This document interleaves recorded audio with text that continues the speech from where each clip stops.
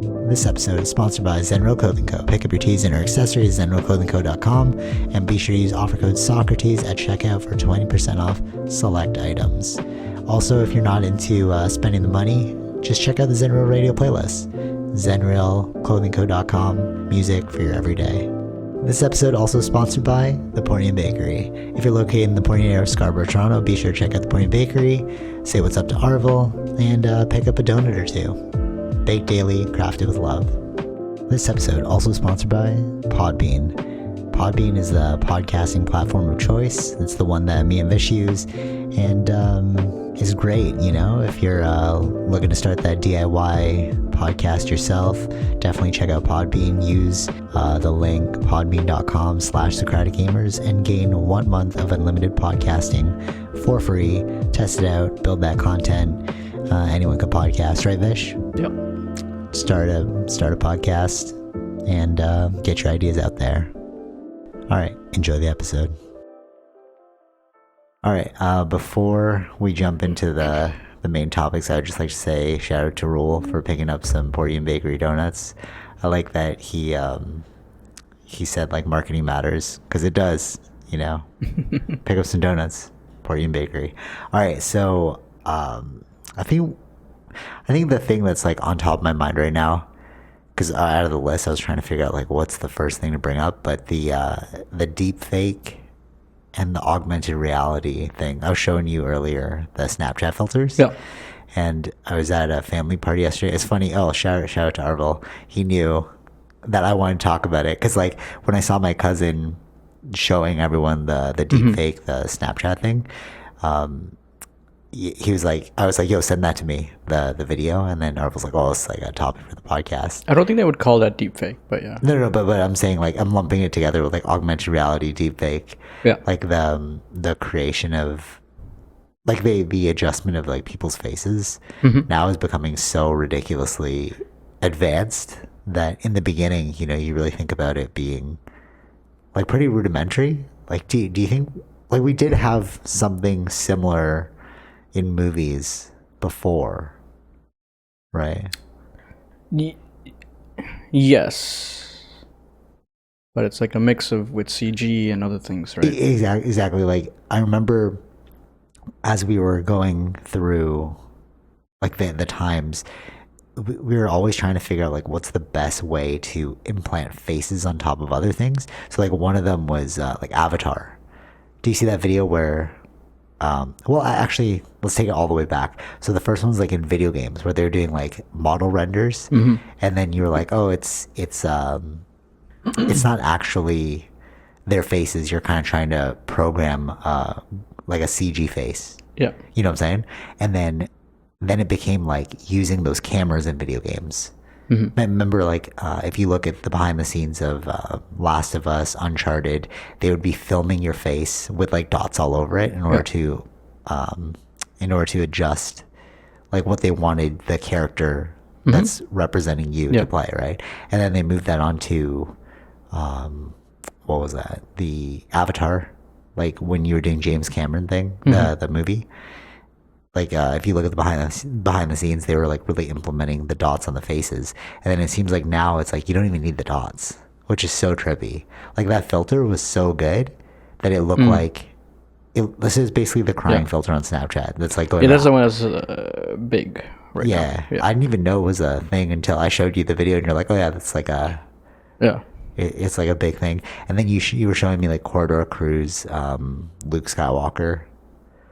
Yeah. Or they did the deepfake in Mandalorian with Luke Skywalker, and then that one was a bad one. There was a lot of backlash. It's more like you can tell that was it looked fake. Yeah, it looked fake. And then I would say they redeemed themselves with the Boba Fett version of Luke Skywalker. Right. Yeah, for sure. And when you showed me the video, I was like, oh, it looks so much smoother and it looks more realistic, you know? And then more recently, which was like within the past week, Kendrick Lamar dropped the Heart Part 5, the song, and he uses deepfake in that to like represent different artists. And then because it's like a one take, so they're like the deep fake technology, you can see at certain parts it kind of fades in and out. So it's like it's Yeah, not perfected so yet. no, I think the deep fake.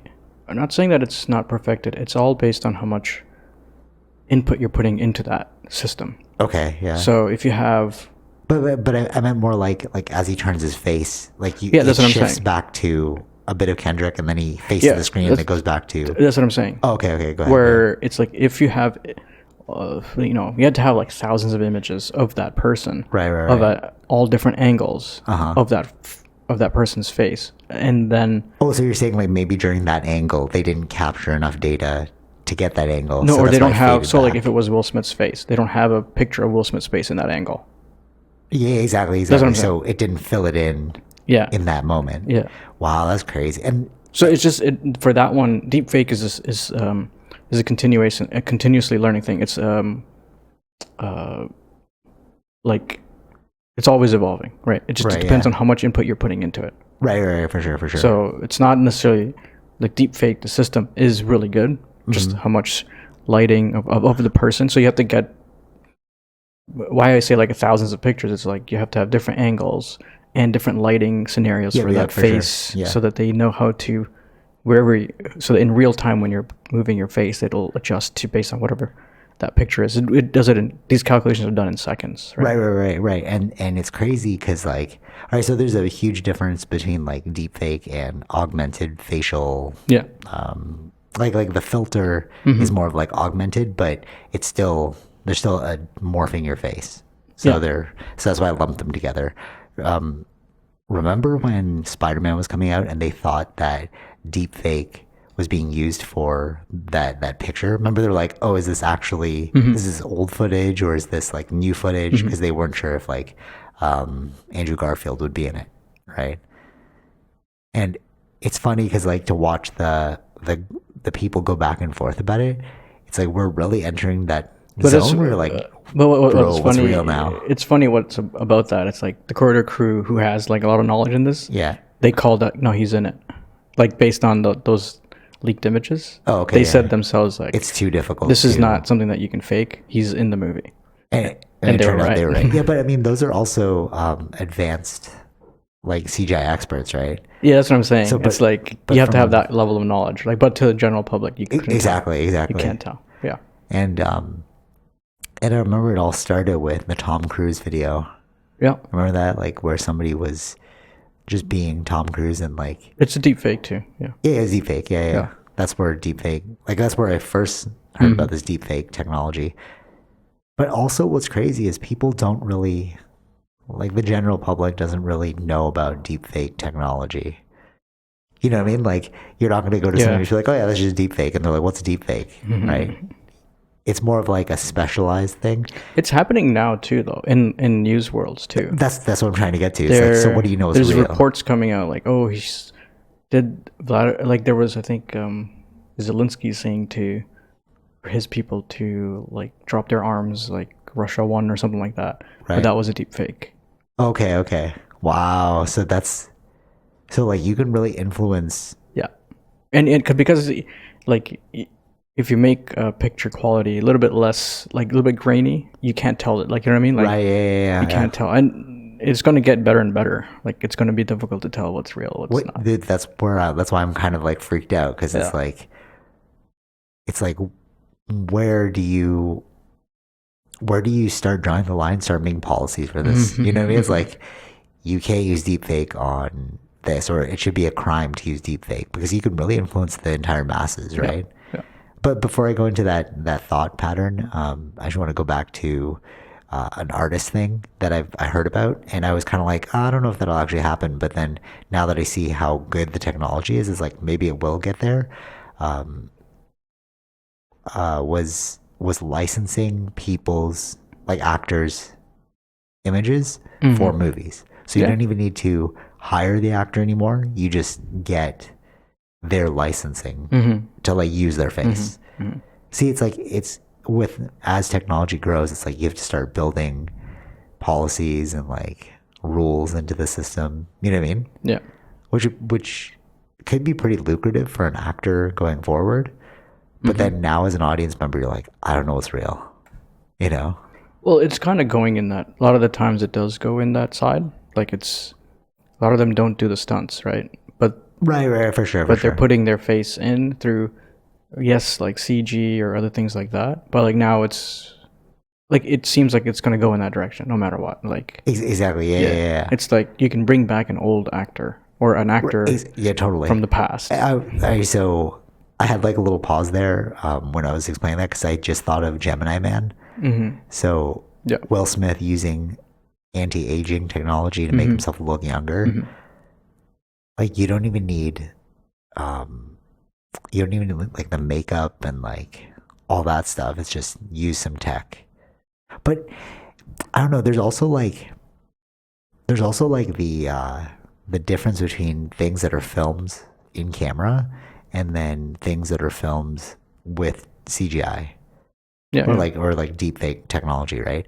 And it reminds me of the Batman because you were showing me the behind the scenes, and they're using like these rendered worlds on LCD screens now. Yeah. So basically, what it is they started with Mandalorian, right? That's when you first showed it to me. Yeah. So it's if you're trying to like the best way to describe it is like just a bunch of TVs that are linked together, and they're displaying a computer generated image of a landscape. So rather than just having a green screen to like resemble what's behind you, if you can have like a TV behind you playing the landscape, it actually makes it more realistic to the eye. Yeah, and also because of you get the right reflections off. Yeah, all totally. that kind of thing. Yeah. And there's no like if you look at like movies that have green screen in them, which would be really interesting because like in 20 years nobody uses green screen, and we're like, oh, you can look back during that time, you could see like the cutout of like the hair or something. You can see that it's like too cleanly cut because they're trying to fill in the green screen area. Yeah, that like that if you look more into the Unreal Engine that powers that CGI world, that's pretty crazy too, because the video, it's on my social media feed of like a train station that looks so real, and I thought it was real. Yeah. And they're like, no, this is fully CG rendered. It's like, if you adapt that technology towards video games, where are we headed? It's like perfect reality at that point, you know. But not to get too far into that, because I do want to talk about that later. In terms of social media, you were telling me about the political election for Philippines recently, and then you're like, oh, that person who won, he was the son of the dictator or something. Yeah. Marcos. Yeah, He's the one who won. So my cousin, I was like, oh, what's the general impression? Because he's there, and he's like, oh, I didn't vote for that guy, but that guy's using social media to like bolster himself up. He's not actually giving any policies away, except for just saying like Filipino people need to unite. Gotcha. Right, and he's using social media as like a vehicle for, you know, like Trump did it too. You know, there's a lot of Even Obama did it. Like Obama was like the first one. Oh, really? Yeah. Oh, that's interesting. During his time, because that's why he was getting a lot of the young people. He was doing.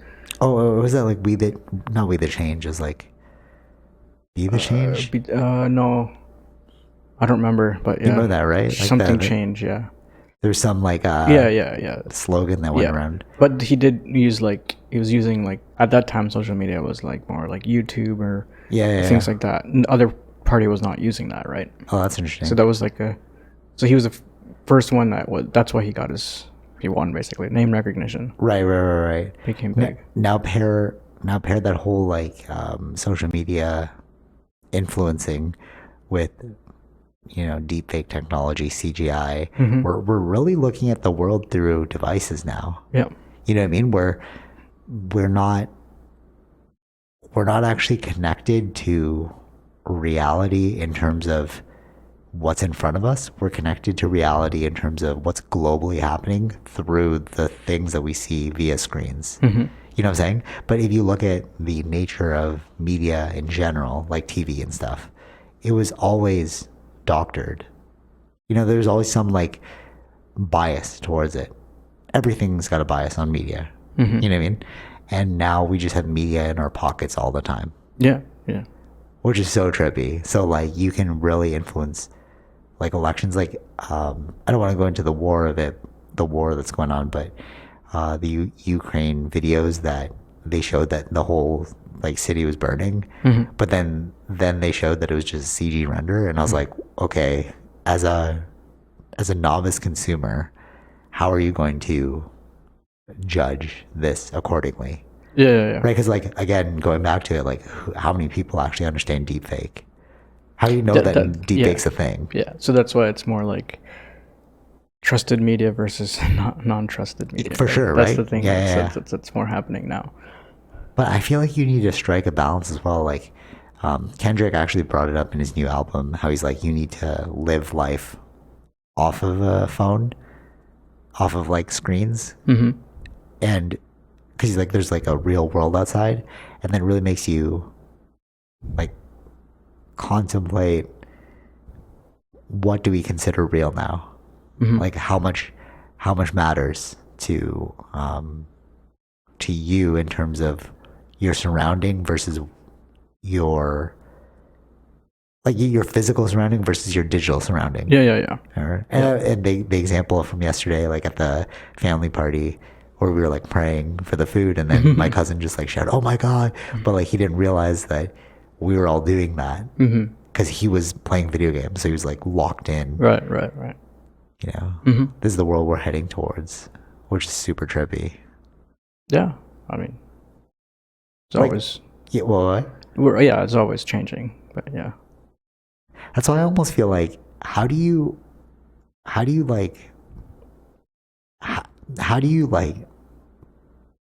give a person a hard time who hasn't understood, like I'm talking about old people now, you know what I mean? Like when they're like old, you're kind of set in your ways, so to now re-educate them on the digital world and how that works, or like get upset at them for what they do digitally, it's like, but that's just you not understanding the technology, you know? Yeah. I just feel like as we progress further and further into the digital sphere, there's going to be a huge divide between, you know, we're going to seem like archaic. Like people who don't jump on board for the digital stuff will just seem archaic. Yeah, you know what I mean? Yeah. And then, all right, so to get into it, like the thing I showed you this week about like the haptics for your lips now. Oh yeah. Which is super trippy because it's like, so if you don't know what we're talking about, there's like, so haptics are basically like sensory, like it's like, it creates like a pressure in your hands. So like PS5 has it, right?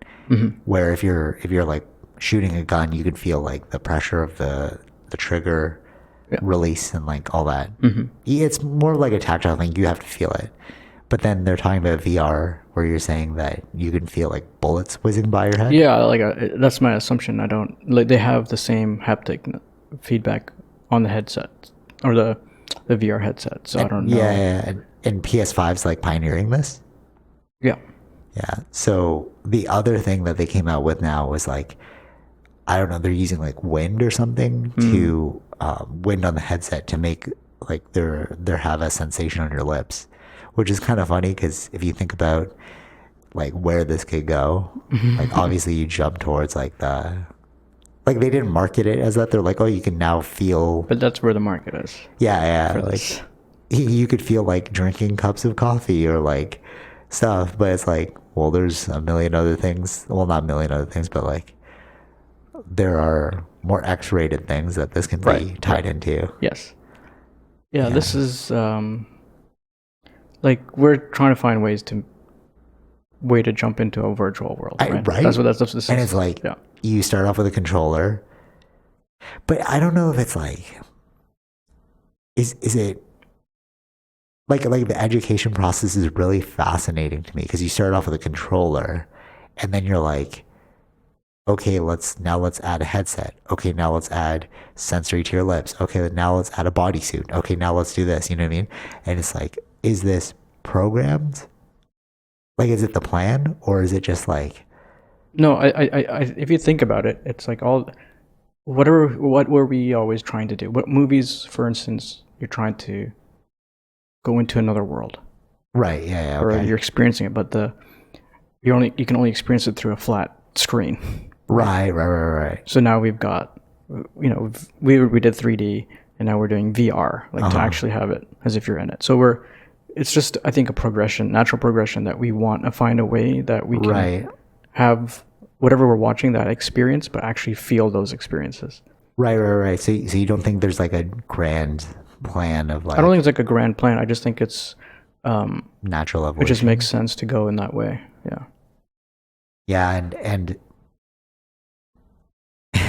and if you pair, Because it's all limited to how like the ideas come out, right? You may have like the VR stuff, and VR was there before, but we just didn't have the screen technology to handle the VR that we're getting now. yeah, I remember when we were kids, there was Yeah. like the VR. You could play Tekken. It was like there was two circles, and then you'd stand in the center of the thing, and then whatever you did, your Tekken character would do too. Right. But that kind of just died out. Like it never Yeah, it just manifested. wasn't like consumery. Like it's not easy for consumers to use. Right. You'd have to go to an arcade or something like that. Exactly. Yeah. So I was always thinking like, where did that tech go? And all of a sudden, it came back with like a vengeance. Now Yeah. that You just now you can have it in your own house. yeah, for sure. Right. I think it's the convenience of it, so that's why it's come back. Yeah. But okay, so now adding all these things together, like haptics and the Unreal Engine with its amazing graphics that are so lifelike, like it fools the eye. Like there are certain like graphics that you're like, oh, that's really close. Like if you watch like FIFA is really good at it. Like if you're watching people play FIFA, it's hard sometimes to know if that's actually a soccer game you're playing or you're watching or you're playing a soccer game. Right. You know? But there are still some tells, like the people in the stands, you're like, okay, well, that's not real. Yeah. But That's why we're trying to make it as real as possible, and then over time, those other things that we still catch as being fake. we need to like fix those. Yeah, which is going to happen.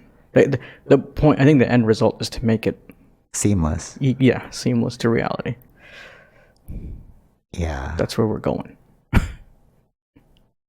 Wait, okay, so that brings up like the philosophy of if you're not sure if you're in a video game, so then why not play life like a video game? And that's why I like the my life video game concept. Because as you said that, right, I'm like looking at you as we're doing this podcast, and I'm thinking like, what if this wasn't real?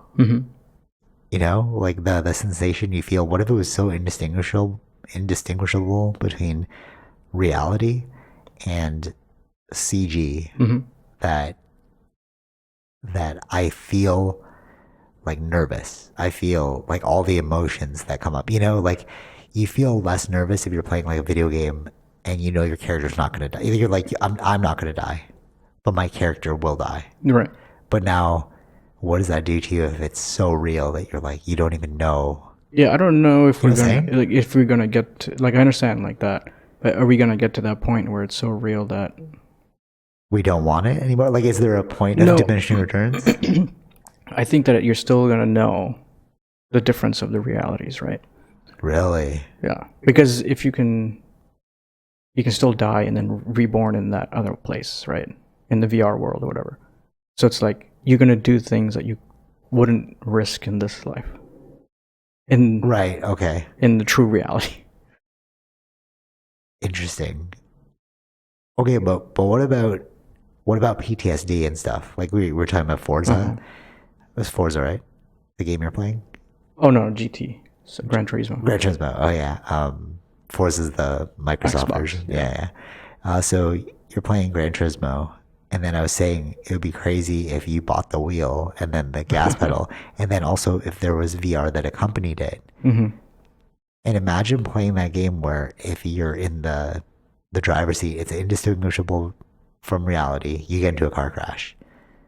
Like, could you trigger PTSD at that point? I don't know. Yeah, Right? Like, yeah. Or like, which world do you want to be a part of? It was kind of like Inception, where they're like, oh, these people come to sleep for 8 hours a day, or like whatever, like 23 hours. Yep. And he's like, they're not here to sleep, they're here to wake up. It's like, if you place more emphasis on the digital reality that you've created, because it's so indistinguishable, Yeah. we're gonna have to make a choice. Yeah, I feel like it's like it was in Cyberpunk too, where they go to those clubs, but they were all just plugged in, Oh, interesting. Okay. No, like I into their whatever realities. okay. VR, they're plugged VR, into like VR. yeah. So Wow, it's all like right. so it's like they're having a party in that versus But okay, we do that already, like the headphone parties. Like in real life, like in reality. I know, right? It's a weird, because now like what is real? But in our physical world right now, they have headphone parties. So you go to a party, you put on headphones, and you can only hear the music. But what was the That you point of wanna that? hear. I don't understand. Also, it's like noise pollution. So you can be in like if you have a festival, and then there's a town close by, people can get really upset. But then you can have Oh, okay. So it was to mitigate that. yeah. So they have them like colleges too and stuff like that. But if you take off the headphones, it's silent because you're only listening to your own music. Yeah. See what I'm saying? So it's sort of like But you're listening to your own music, or you listen to what well, everybody you listens to the choose same music? you choose the station So you're jamming. Everyone's jamming out at on, a different at a different yeah. So it's weird. pace and different thing. Right. Different song. Yeah. So it's like in that now it's like now we have to choose: do we go digital or do we go real? You know. And I feel like we're coming up to these choices faster than we think. Yeah. You know. Yeah. It'll be trippy to see how many people actually like what are the scientific results of like this kind of stuff. You know, like we were worried about video games insinuating violence. Like people who like there was a big thing when we were kids. Playing It's like violent video playing games violent makes video you games. violent. Yeah. Yeah.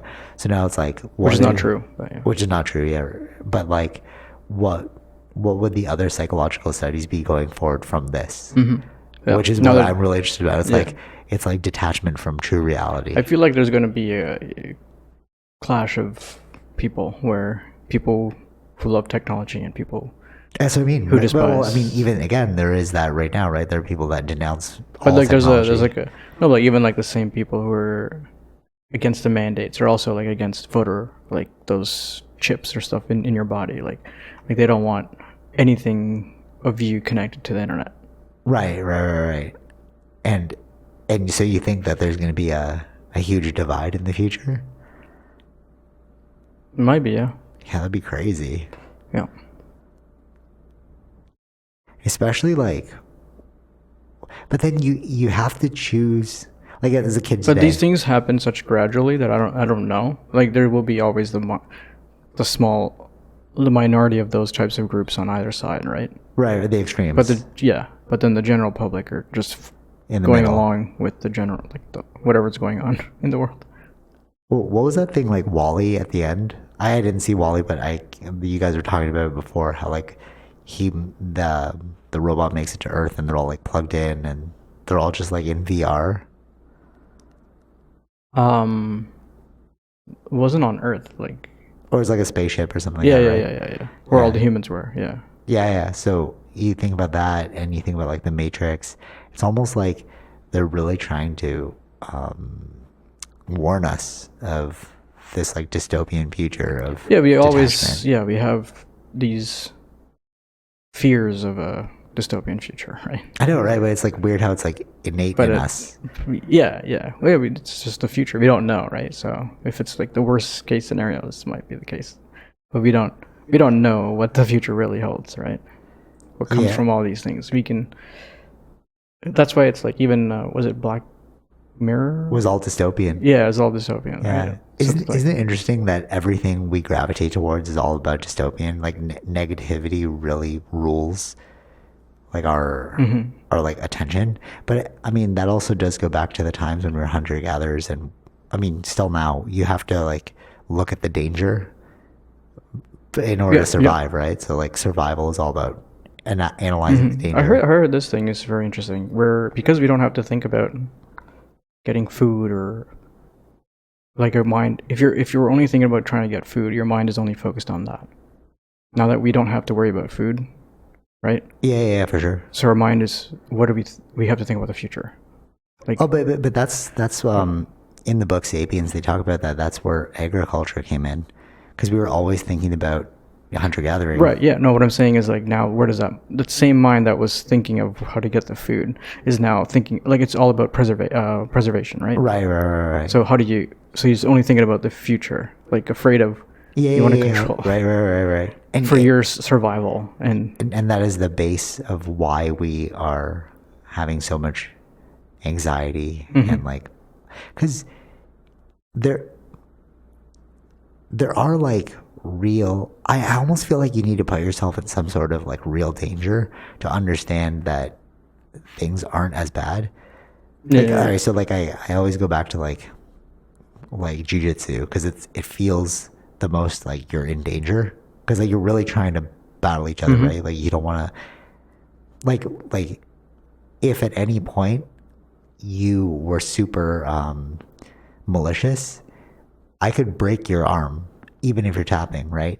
The assumption is that we're partners and I will tap. So that's why for me it's like I don't care about tapping, because it's more like I know we're playing a game, right? But it's still, you still have that semblance of danger there, right?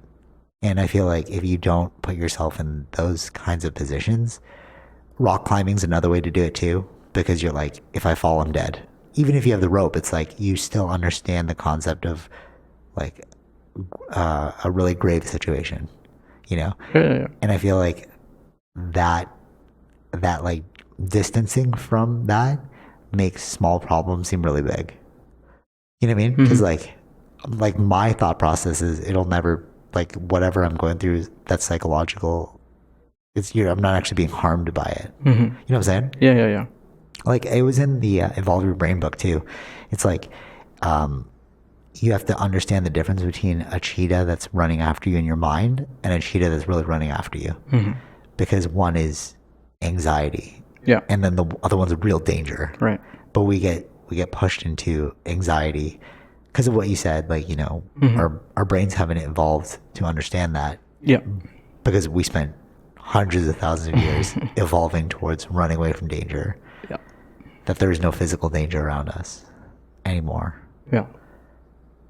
So our mind has to focus on other types of dangers. It's like my bills, my car, whatever, you know, it's like, but those things aren't really going to kill you, but they feel like they will. Speaking of cars, I was driving, and everything seems to relate to this family party from yesterday, but I was driving home from the family party, and when I drive, it's like, okay, so it's best explained in this book called Untethered Soul. So I never heard of this kind of definition before. This is why I keep reading, because it's like a better way. Even though I understand the concept, it's like, what's the best way to explain it to you, right? So what he said in the Untethered Soul is, if you see a dog and your mind goes, oh, it's a dog, right? Why did you need to verbalize that in your mind? Those are thoughts. But if you see the dog and then you just like, you don't even register it, it's just, you register it, but you're not creating a narrative of, I see a dog. Right? That is the state of no mind, because you're not thinking, you're in no mind. You're just like moving through awareness. And I was like, oh, that's a brilliant way to explain it, because I notice I do that when I drive. I'm playing it like a video game. Like I'm pretty, I don't want to say reckless, I'd say strategic when I drive. But nothing freaks me out when I'm driving, because it's like, I'm not thinking about the thing. It's like, okay, that person's braking, move here. Okay, this person's over here. Okay, do this, right? And then I was driving, and I didn't realize my mind was doing that until I read that book. I'm like, oh yeah, I'm not creating a narrative, right? And we were driving, and then Tara like kind of freaked out at one point, because I saw the car, and she's like, hey, there's a car there. And I was like, yeah, I see it. But like, I didn't worry about it. But in her mind, she's like, oh, there's a car, we might crash, I'm not driving, all these things, right? But I was just like, okay, I'm just gonna move, right? And then I started to think, because then when I was like, oh, you get kind of nervous when you're driving. She's like, yeah.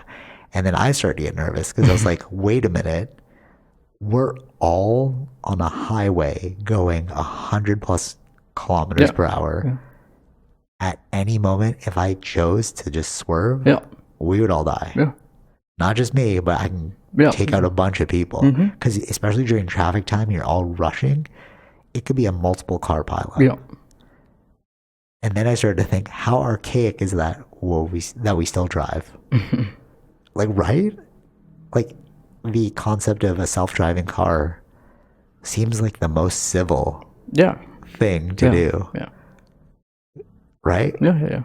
It's very odd. And I mean, Elon Musk is moving more towards this with its self-driving cars, and you utilize that function, right? Yeah, all the time. Your Tesla. Yeah. And it's like, it didn't really hit me until yesterday that like, why am I driving? No, because I realized that, like, how much you had to pay, like, kind of pay attention to the road and other drivers. Yeah. When I'm a hyper. When I was driving, like when you drive, like physically, I'm driving, and then when I'm not, it's more easier to pay attention. I feel like it's not as stressful, right? Because I don't have to worry about directly people in front of me because the car will slow down. But I can pay attention to how others are more driving. Yeah, on the left and the right. So I know how to react if there is anything. Yeah. And it's a bit more. I feel like it's a less stress. Anxiety inducing. Yeah. Okay, so now think about this. What if all cars were just doing that? Then there'd be like, you just trust it, and you think. But yes, I agree with that. I think we're going to get there. But right now, there's still a stage of people fearing.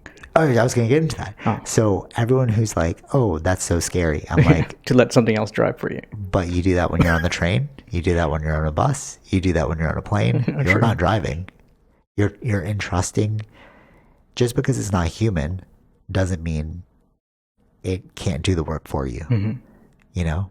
So when we're utilizing like mass transportation, like through trains, buses, planes, you know, with like multiple people, and you have to trust that one person, it almost seems like we do it all the time. So why are you afraid to let the car do it? Right. You know what I'm saying? Yeah, like it's just going to take like a gradual shift of the mind. It does. It will. I mean, it was the same thing even with the Tesla. It's like when I was first doing it. You're like, ooh, I don't know. I'll keep my hands hovered on the steering wheel for a sec here. And then, because there was like a good meme about it too. Someone did the same thing. Like for the first week, you're like hands are hovering. You don't know. And then the next week, okay, you can let go of, like you just put your hands to the side. And then the next one is like when he's sleeping. It's just sleeping. So it's like, it's going to take it like gradually to get to that point, because still a lot of cars don't drive on their own, right? So right. And multiple things can be alleviated through this process of like self-driving, which is like traffic. Because when we were driving back here from the party yesterday, there was crazy traffic, but it's just because people don't know how to merge or let other people in, and you're like arguing for a position. And it's like, but if you let the car do that for you, it's like we don't even have to deal with like people cutting you off. It's still a long way to go for the self-driving thing, technology-wise, right. Technology-wise to reach there. Yeah. But yeah, like, I mean, I do a lot of mine on the highway driving is by itself. So. But the benefits are so obvious. Yeah. Oh yeah. Yeah, if you just really think about it, it's like, it really seems archaic that we're all driving, especially people who drive. Like it really hit me at this one point where I was so on my left was lots of traffic, and then on the right was people merging. So I had to calculate, like, okay, is this guy going to come in? Do I speed up? And then, like, we were going to this, like, back and forth discussion, not verbally, like, obviously with our cars, but, like, this could have been solved if a car did it. You know what I mean? I was driving, I was like, this is really dumb that me and this other guy are like, okay, are you going to go? Am I going to go? Or do I slow down? Okay, do I speed up? Yeah, so, like, imagine that world where the cars are communicating. Exactly. Right. Instead of us. Yeah, like, but we're just communicating in our own heads. Yeah. Right? Nothing's officially, like, not verbally done. Right. Well, if the cars are actually communicating, because they can send the signal that he's... Yeah. So, like, that's an actual communication, right? And what would be really good, too, is, like, you'll get accurate ETAs. Mm-hmm. So like when I do like Lyft, you know, when Tara's using the car and I go to jiu-jitsu and like I'm using Lyft, it tells me an ETA of how long it'll get there, right? Or I guess you do it when you're doing like maps too, Yeah, right? yeah. So those would just be really accurate. If you're like, okay, it'll take you 12 minutes to get there, you can trust that 12 minutes because all the cars are going to be moving at the same, like, Mm-hmm. you know, like it won't be human error. It'll be like the technology will be doing it. Yeah, yeah. So those like estimations will be exact, which is crazy to me. Mm-hmm. Yeah. I would really like to see that kind of future like much sooner than before. I know if you listen to like old podcasts, I was like pretty sad because I was like, oh, I like driving. It wasn't until yesterday where I was like, oh, wow, we're going really fast and there's a lot of cars. Like this should be handled by not me. Yeah. I think when that eventually becomes all self-driving, you can even go faster. Yeah, exactly. That's another thing. It's like the time that it'll take to get to one place to another will be much faster than we see now, only because one, everybody will be perfectly timed, and two, yeah, you could just like speed up and not worry. And a lot of the times that when traffic does happen, it's not always from an accident. It's always, maybe it's on the other side, there's an accident, but it's the rubberneckers. That's the ones who are like slowing down to look at the accident. So that's also what's causing traffic. Right, so right, when right. it's not, when you don't have to drive, when it's driving for you, then That one you can always look, but it's not going to slow down traffic. Right. Or even construction too, like on the roads. Like that's what the traffic was for. But there was just people arguing back for like, do I let this person in? Do I not let this person in? It's like just if we just didn't even talk, we just moved forward, we'd get there a lot faster than people being like, oh, I'll let you. Oh, I'll let you be. Oh, you know, it's like the algorithm would figure itself out. Yeah. But so like, and then you think about that kind of world, and it's crazy because like we have virtual reality getting crazy, and then you have like self-driving cars, like the convenience. It's also like more free time. So when I was thinking that too. Yeah. right, it's like it's driving for you. Okay, I can you could do something on your phone do or something on read my a phone book or whatever. You know? Yeah. So, but then there'd be another huge divide between rich and poor countries because. And like the people that come from richer nations would be so lost in those poorer countries because they'd be like, wait, I have to drive? Because they wouldn't have self-driving cars there, right? Yeah, pretty interesting. How would that even work economically? You know what I mean? Because like, would you want to go on vacation to a place where you couldn't self-drive? well, I'm sure you would then have to get a driver. Or like you just purchase a driver. Yeah. I can see that. It could open up more economics. Okay, here's another thing that I was like walking with your brother and I was like, this should be standard for like electric cars. Why is the car not made out of solar panels to like help charge the car? Or at least the roof. Give it some juice, you know what I mean? Yeah, I think that was all part of the idea, but it's not enough to really get you much of a juice. Or the technology for solar panels. Oh, it's not because if you look at how solar panels are when they're doing it, they're huge. Right. To get so much energy. So it's not enough for a roof of a car to do. But I could see something like that in the future happening if they perfect the battery technology. I feel like yes, right? I feel like even the solar technology itself, if they get better and smaller, then you can have. Because that Garmin watch, remember, I was like, it's unlimited battery life because the face of the watch like absorbs sunlight, and that's what's powering the watch. And like, and that watch is a smartwatch, so it like it's tracking all your data. It's like doing all this stuff, give you GPS. So it's like, if you can implement a similar concept towards a car, that would be like super. Yeah. Like life-changing because then you could drive forever. Essentially. Yeah. You know, you can cover long distances. You probably just like cars would just become like beds in the back or something like that, or like you'd have like a couch. Yeah.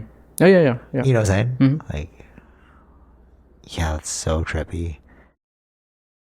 Another thing. What was that show where it's like about consciousness, where you download the consciousness? Show? It's like on Amazon, I think. Oh, Upload. Oh, thank you. So that show really takes a lot of these concepts, these like scientific concepts, these like sci-fi concepts, and like presents them as reality. So like the self-driving car is all there, and like whatever. They're like pods, so you can't Yeah. sleep in them. But I was recently in a all right. There's this thing in the show where they print their own food, like they digitally print their own food because it's too expensive to create real food. Right. But people have like, if they live outside of an apartment, you can have like a wall garden kind of thing, but like you're planting food, right? And then I was recently in a food insecurity webinar, and what they were saying is people need to start growing their own food at home and then eating things that are only within season, because we're already seeing a lot of economic problems related to food. So we went to a restaurant recently, and then I tried to get the chicken tenders, and then the waitress was like, no chicken options on the menu are available. I was like, oh, why? And she's like, we were supposed to get a shipment in, but we didn't get it. And I was like, oh, that's interesting. Now we're seeing the ramifications of transportation. Yeah. So yeah. And like food shortage. What were you gonna say? Yeah. Food shortages, or shipping and stuff like that. Yeah. And everything's getting more expensive, et cetera, et cetera. So in the show, yeah, with that wall garden, and then listening to these people talk about it, I was like, that could be our future. We might actually have like little gardens in our, like somewhere in our homes that we would be eating from. I mean, people do it already. Like, I know your parents have a garden that they tend to, and like you get food from. But I think it might become like a standard, because the idea between food insecurity is so freaky. It has nothing to do with growing. It's all about like getting it here, like transportation. Yeah. And you never think about that. You know what I mean? You're just like, oh yeah, we what they said was we built a model of convenience. So you go to the grocery store and you believe you can get strawberries all year round, but now we're starting to see that we can't, simply because of like transportation. Yeah. And that's like shocking a lot of people. Yeah. You know? Current logistics. Yeah. Yeah. Yeah, I don't know. Like it's almost like there are so many problems. It's like, what do you focus on too? You know what I mean? Mm-hmm. Yeah. Or do you just give up? No, I think these things will. It's what left from the pandemic, right? So it's like. Yeah, right. But we were talking about this. Remember, like the real ramification post-pandemic will be the economic crisis that's going to follow. Yeah. And we see it now with like the gas prices. It was supposed to level off at $2. That's what I heard. And then now it's over $2 in certain places. Like I think down here was like 205. Oh, right. Okay. Like literally just down the street. And I was like, what? I thought it was going to stop at a certain point. I don't know what the predictions are. Yeah. Yeah, well, you don't need it, so. Yeah, no, but yeah, all I heard was that it would be $2 by May 24, so it's earlier than that. Yeah, crazy. And then that's going to change our purchasing decisions. Like EVs are going to grow super high. Like it's so unrealistic now to expect someone to drive if you don't have a really good job. Yeah. You know what I mean? Like, or like how you spend your money. Or how you spend your money. Yeah. You're going to have to choose between like gas or food. Because like they're getting pretty expensive now. Like, yeah, filling up a tank's like nearly $80. And if you do that, what, 2 weeks? Every 2 weeks? Right. Or sometimes every week if you're a big driver. Yeah. Like, oh man. And then that starts affecting our food prices. Like the ZV, as I sent you the photo, it went from like $4.99, and then now it's like I don't know, 6 something. Yeah.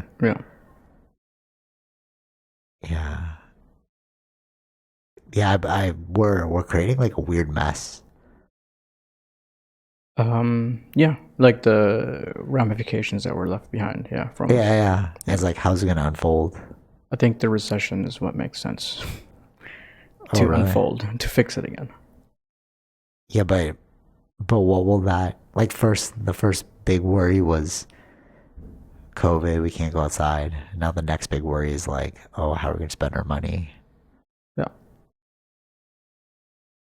Yeah. And when people are not spending money, that's where That things makes it crash. even worse. Yeah. Yeah. That's how the Great Depression happened. But, it's all cyclical. Like, Yeah. our parents went through a Great Depression. Well, not our parents. No. There's always been recessions. Yeah. So maybe we're just experiencing We're it again in in another our one. time. Yeah. Yeah. The world could look, completely different. Because, okay, so if things get smaller, like if you're, like, okay, so we lucked out with this apartment because now I hear that, like, everybody who visits is like, this space is huge. But when we came, yeah, so you're shocked too. But like, everybody who's seen this place is like, it's big for somewhere that's like downtown. This area. Yeah.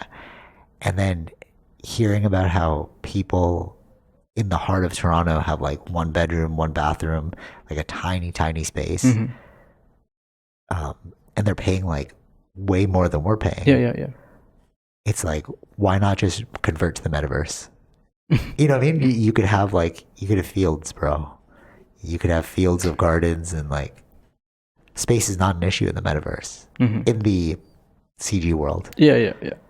Not specifically the I guess specifically the metaverse, but like, you know what I'm saying? Mm-hmm. Like, the pull will be there to leave this world. Well, it happened in the beginning of COVID, though, right? Well, what? People were leaving downtown. Yeah. Because true. there was too small of a space. And make it work remotely. Yeah. So they were like going to the suburbs. Yeah. Right. But in the suburbs, transit's not really the best in the suburbs. It's not as efficient. No.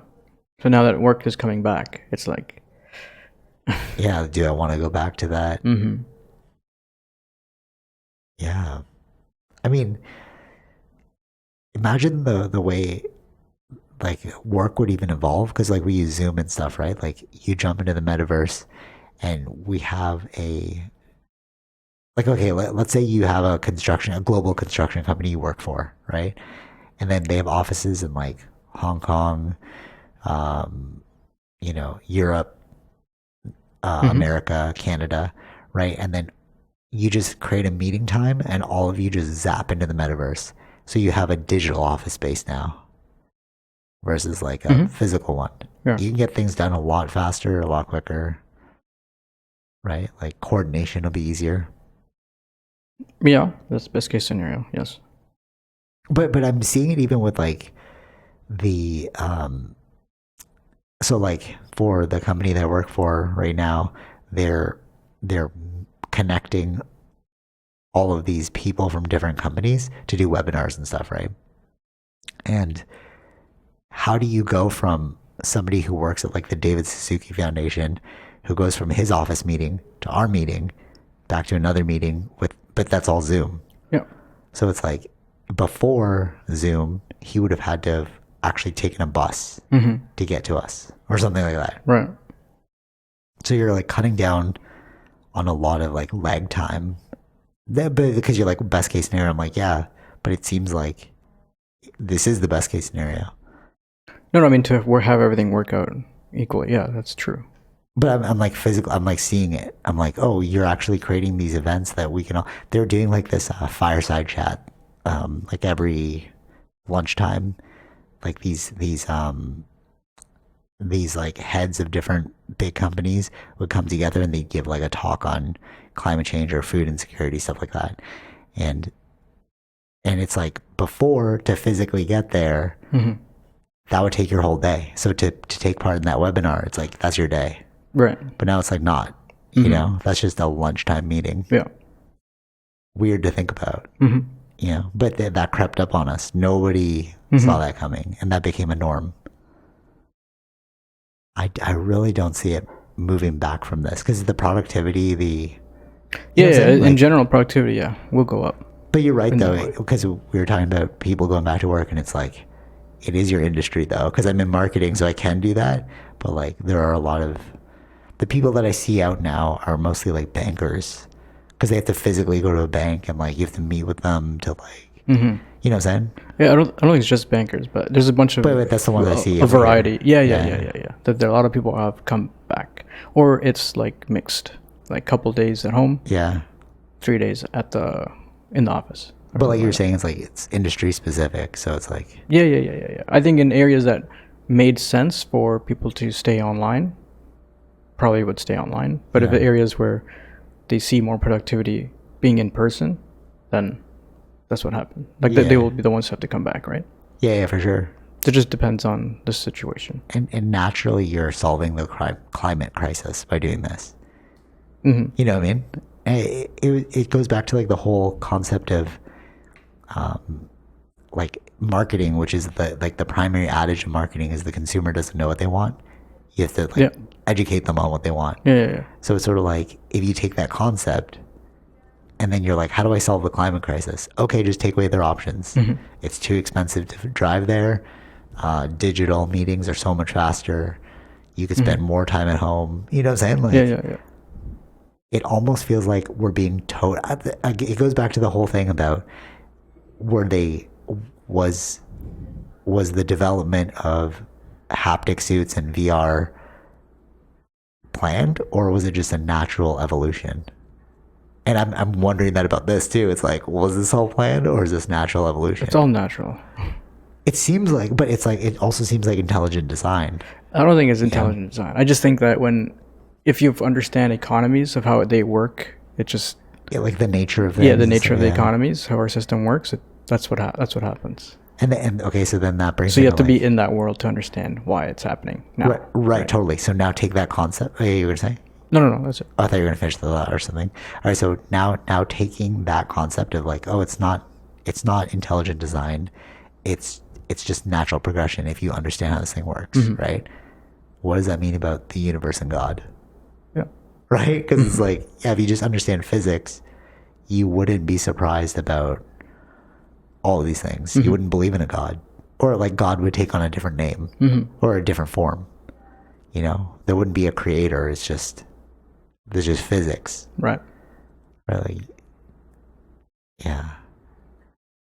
Trippy when you think about it like that, because then there is no intelligence. So it's almost like everything's just unfolding naturally, and we're just creating meaning towards Yeah, it. and naturally in the sense of how we set up our systems. Yeah. But I mean, like even other systems we didn't set up as well, like the universe idea, right? The Big Bang creates stars. Sure, creates we don't know solar everything systems. about the universe too, right? At Yeah, this moment. So there's a lot more physics to learn of that. And we'll learn more as we go into space. But wouldn't that be so trippy if you found out that this was intelligent design for our society? Yeah, like simulation theory. Like, what do you mean? Like more Simulation specifically? theory is that designed. Right. It was like created by a creator, but I meant more like society wise. Like, if this really was conspiratorial, and then they're like, okay, Yeah, then we who is just- that one person? That's what I mean. That's what I mean. So it's like, one system who's controlling it all. No. right. But you could say the same thing about God. Yeah. It's like, really, it comes down to one person, but we'll never really know, right? Yeah. Yeah. So there could be a creator out there, and there could be one person moving society along, like the Davos people, Yeah. the people that meet every year, and like, Mm-hmm. and they're like the richest people, and then they talk about stock markets and stuff like that, and Yeah. the future of our economy. Mm-hmm. So, but maybe like at those meetings, maybe they do believe that this is the best way forward. Yeah. Yeah. Yeah. I don't know. Yeah. It would be trippy, but you can't really trust in people, because as we're finding out now, I wrote this in my notes to bring up, on the conservative side, that guy got caught for slave auctioning in his fraternity days. Yeah. And then on the liberal side, Trudeau got caught with blackface. Okay. So it's like both sides are like, you might think one side is more altruistic than the other, but both of them shown that there are racism. There's racism, and there's like stuff, collusion. You know what I mean? Like there's a lot of sketchy things going on. Sure. So how can you possibly like rely on these systems of governance? Like we place so much power in these people, but at their core they're just humans, and then you find out scandalous stories later on. You're like, Sure, yeah. But I wanted to make a point that's on both sides, because like everyone's talking about the conservative person was like, don't forget the liberals too. And I'm sure if you delve deep into the other parties, you'll find something negative as well. You know what I mean? Yeah. But they're just not popular enough. Yeah. It's almost like as you get more and more popular. Yeah, people are gonna keep looking into your past. So let's see what dumb stuff you did when you were 19 years old. You know what I mean? It's almost like popularity is it's like a double-edged sword. Like, because I think they were waiting for the election to release this story. Oh, really? Yeah. Why do you think? Yeah, of course, yeah. Intelligent design, bro. Right? No. It's like whose party figured out that he had this past, and then when is the right time to release it? But that's intelligent design. It's like we think it's like random. Oh no, these things are not random. Like these things that are being leaked or whatnot, it's not like actually leaked. But that's why I go back to my question of, are they forcing us into fixing climate change by taking away our choices and like enslaving us through? Right. Yeah, I understand. But like these are like much more bigger scale things that are, like not controlled by one person. But that's why I brought up Davos. Yeah. Because it's like, but it's not one person, but it's a collection of really rich people. Yeah.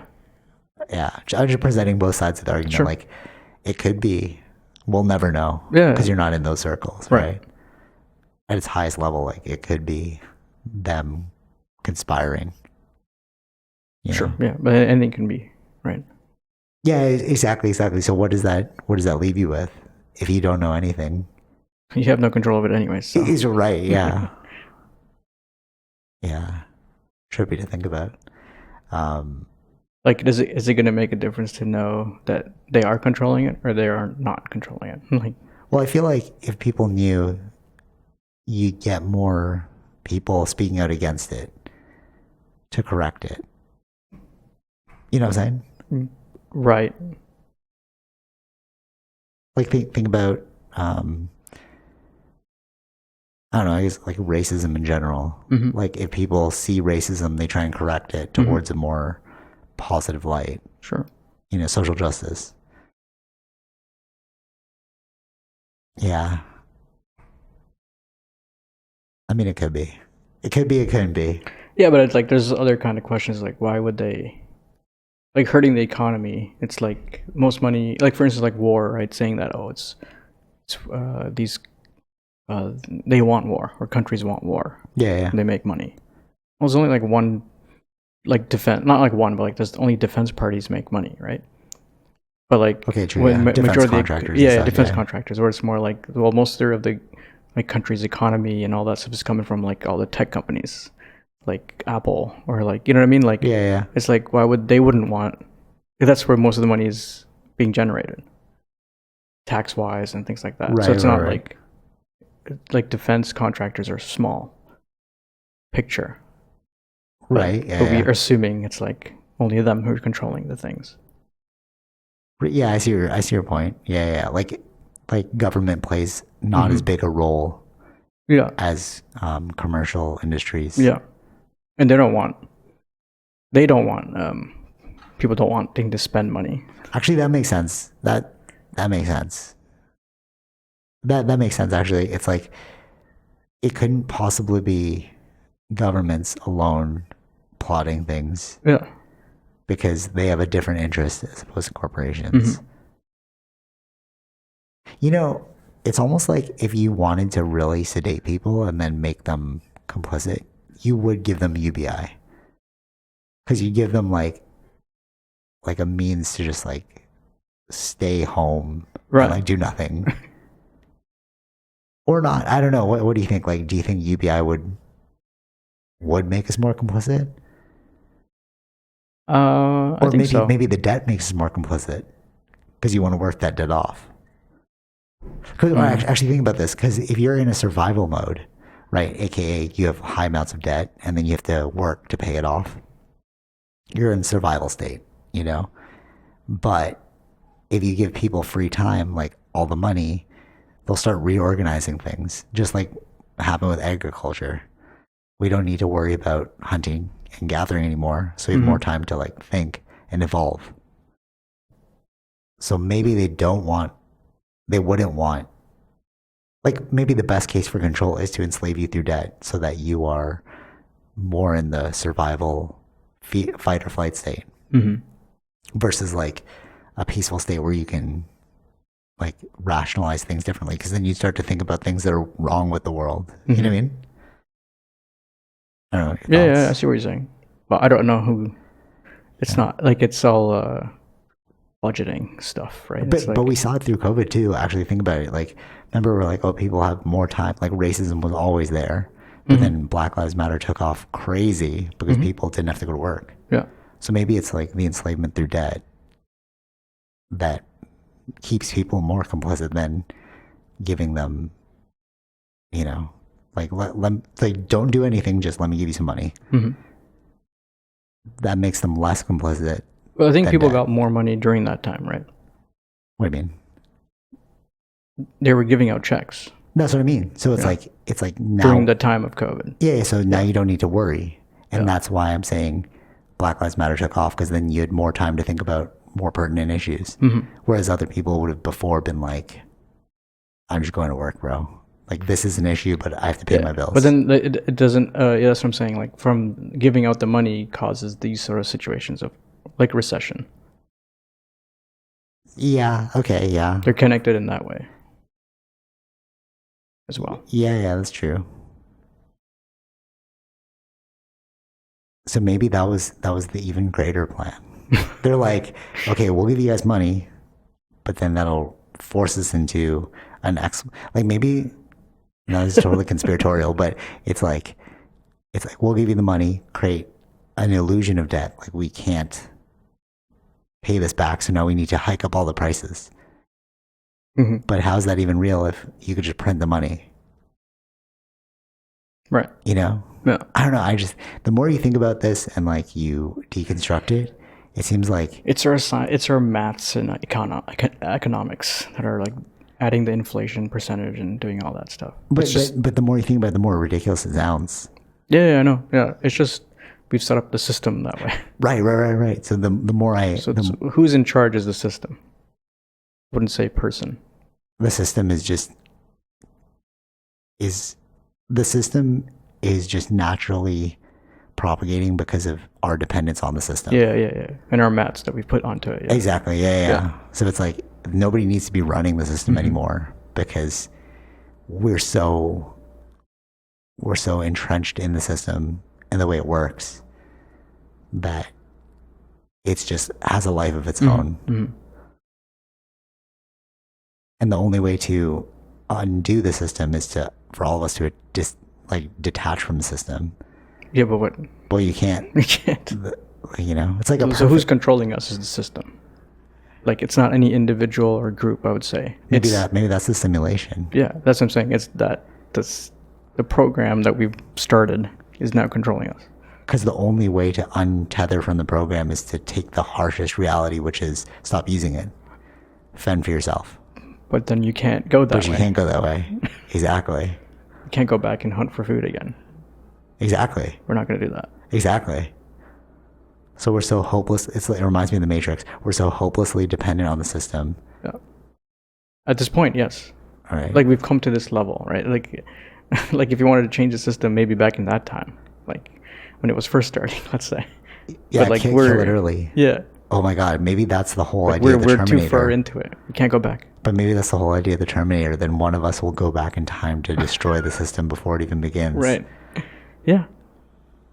Oh, that's so trippy to think about. Because, yeah, you're right. Like, we all rely on the system. We need credit. We need Yeah. We've created debt. the world like that. Yeah. Yeah. So it's it's hard to leave a system that's already there. Yeah. Unless like only way to fix it or a new system, like an asteroid has to come in to restart the whole thing again. Which has theoretically happened throughout history. Mm-hmm. Actually, not even theoretically, it has happened throughout Right. history, where like human civilizations had to readjust itself. Yeah. That's that Tyler Durden idea, Fight Club, where he blew up all the Okay. credit card companies. Mm-hmm. Oh yeah, Although yeah. that was kind of dumb because like now, like data's decentralized, so that would Yeah. never work anymore. You blow up the building, it's like Mhm, okay, mhm, mhm. it's stored on like a server somewhere. Yeah. Okay, to not end this on a super gloomy note, I read in the Untethered Soul probably the best description of like what seeing through the eyes of God would be like. Okay, so if you're walking through a botanical garden, I think I told you this week. Oh yeah. If you're walking through a botanical garden, you just look around and you appreciate all the flowers, right? You're not like, oh, this one's turned left, this one's turned right. You're just like looking at it, right? And then you're not trying to change anything. It's just the way it's been set up and you're just appreciating it. So what if you looked at every individual like flowers, then you would see through the eyes of God because everything would just be beautiful to you, Right. And that's kind of how every person is. It's like or the other concepts like NPCs, in that they're just like, you don't really pay too much attention to NPCs in video games, non-playable characters. Mm-hmm. They just are what they are. So like, why are you going to get upset at another non-playable character? Right. Right. Yeah, different like philosophies leading towards acceptance. And then I started to think about, given that like flower analogy, what if every blade of grass believed that it was individually conscious, like we believed we were individually conscious, but we know from our perspective that that grass is going to die when the winter comes, and then it's just the circle of life. Like we die and rebirth, die and rebirth. But it's only in our minds that we've placed so much attachment to our current reality. You know what I'm saying? Yeah. Which is a trip, because nature doesn't complain. At least we don't hear nature complain. No. But wouldn't it be so trippy if like every individual grass believed it was awake, just like we believe we're awake? Mm-hmm. Yeah. Just think about that. Yeah. Okay. What does that mean then? Wait, what do you mean? Like, So if every individual grass was awake. that our idea of life and death is so ridiculous. Okay. Because I see from what our you're saying. perspective, we're looking at the grass, we're like, we know winter's I going to got come. you. You're going to be I dead. see what you're saying. Yeah. Okay. Right? Yeah. But we okay. don't look at it through that perspective. Right. You're just a grass. You're just exactly. Yeah. I got you. Yeah. We're just people. We were just humans. Yeah. Right. But it's our mind that creates that idea of we're so important that I gotta cling on to this individual grass as long as possible. But it's like it's all gonna go eventually. Right. Yeah. Yeah. Trippy philosophy. I don't know if that was too dark or like positive. It's like, It's an awake moment maybe. yeah. Like from space, we're nothing. Oh yeah, true. Yeah, okay. If you look at the pale blue dot, right, we're just this one pixel Yeah. in the infinite night sky. But then if you zoom all the way into it, it's like you have all these individual people looking at their lives as like the most important thing in the world. Yeah. But it's really not. Yeah. But we're all the same though. That's the thing. We all came from stardust. Yeah, like materialistically, we're all the same, but also like since we're humans are collective creatures, we're all the same in how we want society to be, right? But there's always things that go wrong, but Yeah. like you're gonna find the same ideals in a family that's in India or a family that's here They in just North want America. like peace, love, and happiness. Yeah, that's everybody wants that. Yeah. There's more that unifies us than there is that separates That's true. us. Yes. but we don't see it. Yeah, 'Cause that's yeah. You have to. Sometimes if you're just stuck in your box, it's hard to see the. Like you have to meet other people. Like I went to your church, seeing the similarities. yeah, totally. Like you yeah. have to have an open mind in that sense Yeah, to start that process. for sure. Because then all you see is similarities. I see more similarities than I see differences. For sure. But it's just the compounding of our minds over time. Like if you're a kid, there comes a point when you're like a little kid, right? I don't see the difference between your ball and my ball. Yeah. When we're kids, we're just playing with balls. That's funny. Yeah. When we're a kid, we're just playing with toys. Okay. Okay. So like your toy, my toy. There comes a point where that becomes a thing. Your toy, my toy. Right. They're not just toys. It doesn't. Yeah. Yeah. And then there becomes your life, my life. Your existence, my existence. You know. It's continuing the separation. Right, from that point onward. So that's why we've built a world of separation. Yeah. Because you haven't created a foundation, like you haven't been taught at an early age that even though it's your toy, my toy, it's just a toy. Yeah. In the grander scheme of things. Yeah. And that's like essentially what compounding trauma is over time. Yeah. Yeah. So with that, we'll end it here with go listen to Mr. Moral and the Big Steppers because it's all about that. The album. I know you didn't like it. You're not a big Kendrick fan, but I'm a huge Kendrick fan. No. I will give you that he is a good poet. That He's he a great is poet. a Yeah, good yeah, storyteller. totally. I will tell He's you. a I will give great you that. storyteller. It's just not. The music style is not for me. Like the melodies. Yeah. For But sure. he is a really good poet and storyteller. Yeah, for sure. And that is what this whole album's about. It's about like compounding trauma since youth into old age and how that affects society going forward. If we just fix the trauma early on from the age of like from youth with good role models, then you can change the world going forward. Actually, all right, so I know I showed you the song Anti-Diaries, and I said that was my favorite, but now my new favorite is Father Time, because that song is about so one of the lyrics, it goes like grown men with daddy issues, because in that song it's just like toxic masculinity embodied in a song, because like as he was a kid it's like don't cry, work hard, trust no one, blah blah blah. But then if you're a kid and then you keep building that up, you know, he's saying like our daddy issues disguised as being gangster. And I was like, oh, that's a powerful line. But it's not just about toxic masculinity, it's about all things. Yeah. It's about racism, it's about, you know, materialism, it's about all that. It's like, how were you educated as a kid, and then what do you need to be re-educated to going forward? Right.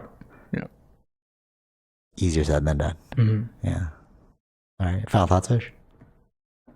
No, I mean, yeah, just Is what it is. it is what it is. Yeah. Yeah. Enjoy the weather. Enjoy the. Yeah, it's very sunny in Toronto. All right. Take it easy, Fish. Peace. Bye. All right. Hope you enjoyed that episode. Be sure to like, share, subscribe, all those fun things, and check out our sponsors: Zenro Clothing Co., Portian Bakery, and Podbean. Take it easy, Fish. Peace.